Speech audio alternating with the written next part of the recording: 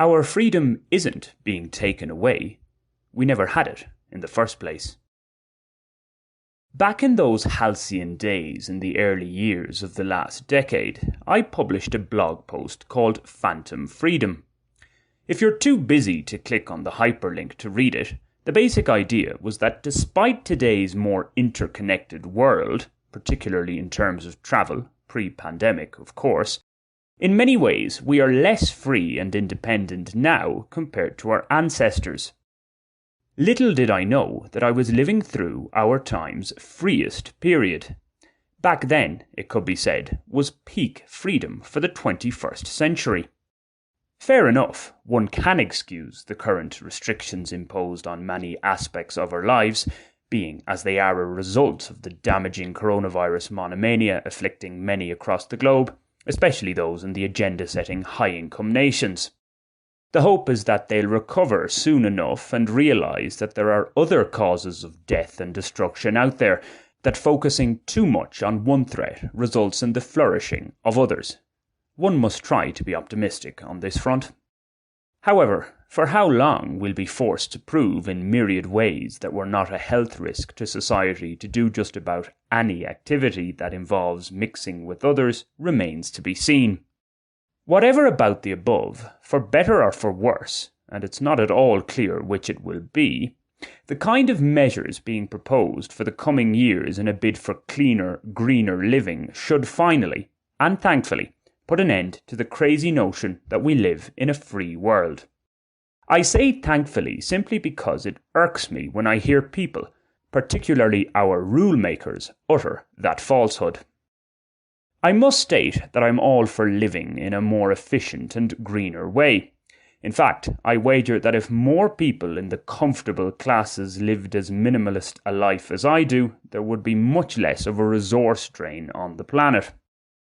Whilst it was written somewhat tongue-in-cheek, I already follow to some degree a number of the recommendations in my The Great Reset post from earlier this year. Thus, the likes of pay-as-you-drive road taxes, which countries such as the UK are proposing, that's fine by me. I don't own a car these days, and it's unlikely I ever will. Again, that is, I did have one for 2 years in Ireland when I was in my early 20s. Oh, the innocence of youth. When it comes to air travel, with carbon pricing mooted, this mode of transport looks set to become the preserve of the rich once more. Again, I've no major complaints about this. Most people, in the comfortable classes specifically, fly more than they really need to.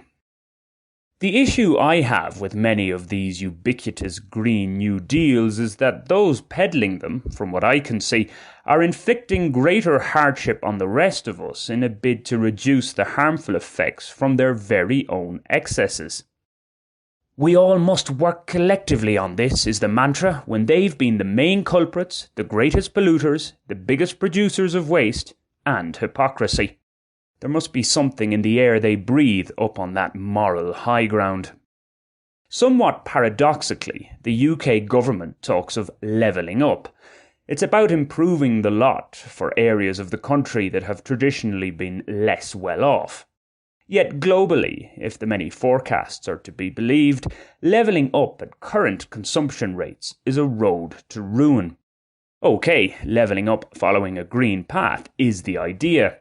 Nonetheless, it's difficult to be enthusiastic about this when those who do the most damage pay little more than lip service in terms of changing their ways.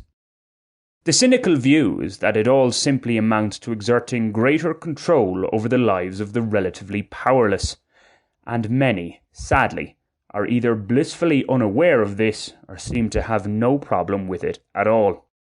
The future looks rather bleak indeed.